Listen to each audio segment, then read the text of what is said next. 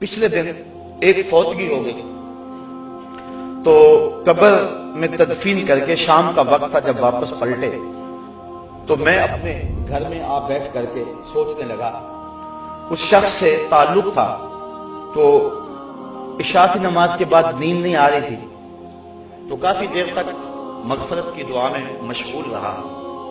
جب پچھلا پہر ہوا تو میرے دل میں ایک بات آئی اور مجھے 2-3 دن تک اس بات میں تڑپائے رکھا۔ میں نے کہا بیٹے نے انٹرویو دینا ہونا تو اس کو انٹرویو پہ بھیج کے ماں باپ مصلی بھی بچھاتے ہیں اور ماں باپ دعائیں بھی کرواتے ہیں اور ہمیں بھی فون کرتے ہیں، لیکن اس کے ماں باپ نے مجھے فون نہیں کیا کہ بیٹا سخت انٹرویو اب اس سے لیا جائے گا تو جناب دعا کرنا۔ یعنی ہماری آخرت کے معاملے میں جو ترجیح ہے وہ نہیں رہی ہے۔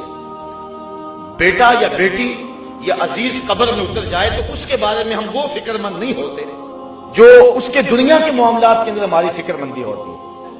اور اس کو ذرا تھوڑے لمحوں میں تنہائی میں کبھی سوچنا کہ ایسا ہی نہیں ہے تو ماں باپ کو جہاں اولاد کے اچھے مستقبل کی فکر ہوتی ہے، اس کا مستقبل ٹھیک ہو جائے، اور مستقبل سے مراد اس کی دنیا کی زندگی کیا آخری ہے، یہاں کبھی اس کا مستقبل آخرت کا مستقبل بھی سوچنا چاہیے۔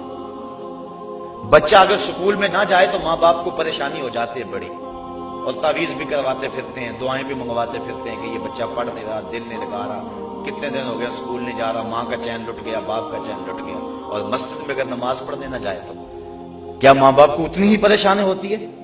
اگر اتنی ہی پریشانی ہوتی ہے تو پھر مبارک ہو، ویسے ہونی زیادہ چاہیے، لیکن اگر نہیں ہوتی تو پھر سوچنا ہوگا ہم نے کس کو ترجیح دی۔ ہم صبح بھیجتے ہیں نا سکول میں بچے کو تو کتنا تیار کرتے ہیں اس کو، نئے کپڑے جوتے پالش کر کے، ماں کتنے جتن کرتی ہے، اور صبح جب بچے کو مسجد میں بھیجتے ہیں نا تو بستر سے اٹھاتے ہیں اور جو ہے وہ اس کی گردن پہ تھپکی مارتے ہیں، چل مسجد میں، اور اس کی ناک بھی بہہ رہی ہوتی ہے، کپڑے بھی اس کے گندلے اور عجیب حالت میں صبح کے وقت مساجد کے اندر بچے بیٹھے ہوئے ہوتے ہیں۔ اللہ کا قرآن پڑھانے کے لیے بھیجا ہے جس کو بغیر وضو ہاتھ بھی نہیں لگا سکتے، تو ہم نے کس حالت میں بھیج دیا، اور جب سکول بھیجا تو کس حالت میں بھیج دیا۔ میں یہ نہیں کہتا کہ بچوں کو اس انداز میں سکول نہ بھیجو، صفائی ستھرائی دین کا حصہ ہے، لیکن جب قرآن مجید پڑھنے کے لیے تم نے بھیجا تمہیں یہی اہتمام کرنا چاہیے تھا۔ وما قدر اللہ حق قدرہ، اللہ فرماتا لوگوں نے اللہ کی قدر کا جو حق تھا وہ ادا ہی نہیں کیا ہے۔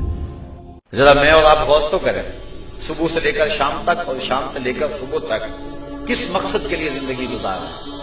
ہم یہ نہیں کہتے کہ دنیا کے لیے کاروبار نہ کرو، کمائی نہ کرو، لیکن جہاں جتنا رہنا ہے وہاں اتنا ٹھکانہ بنا۔ 10 دن کے لیے سفر پہ جاتے ہو، بیرون ملک جاتے ہو، وطن میں کہیں چلے جاتے ہو تو وہاں 10 دن رہنا ہو تو وہاں آپ کوئی کوٹھی تو نہیں خریدتے، وہاں تو ایک ہوٹل کا کمرہ کرائے پہ لیتے ہیں۔ میاں یہاں ایک کوٹھی خرید لو نا، کہتے نہیں بس میں نے 10 دن تو رہنا، تو جہاں 10 دن رہیں وہاں مکان کرائے پہ لیا جاتا ہے، اور جہاں ہمیشہ ہی رہنا ہے، زندگی کا خاتمہ ہی نہیں ہے، نقطہ انجام ہی نہیں ہے، زندگی ختم ہی نہیں ہونی ہے، تو کبھی سوچا اس کے لیے کیا بنایا؟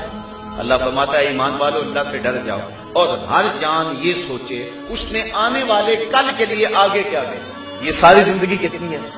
50 سال کی، 60 سال کی، 100 سال کی لگا لیں، لیکن حشر کا ایک دن 50,000 سال کا ہوگا۔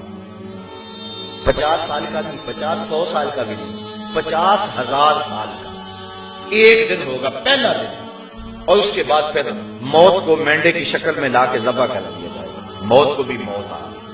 اب ایسی زندگی جو کبھی ختم نہیں ہوگی، اس زندگی کو برباد کر لیں اور اس زندگی کو سنوار لیں، اس سے بڑی نادانی اور کیا ہو سکتی۔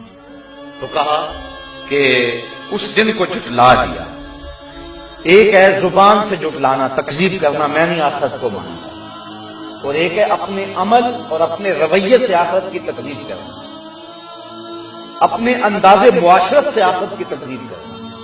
میں اور آپ دیکھیں ہمارا جس طرح کا رویہ ہے زندگی گزارنے کا، کیا ہمارا عمل، ہمارا کردار، ہمارے شب و روز، ہماری زندگی کے لیل و نہار آخرت کی تکذیب نہیں کر رہے ہیں؟ جو کچھ ہے اس دنیا کے لیے یہ آخرت کے لیے ہم نے کیا آگے بھیجا، اور آخرت کے حوالے سے ہماری تگ و تاز کیا ہے، ہماری فکر کیا ہے، ہماری جد و جہد کیا ہے۔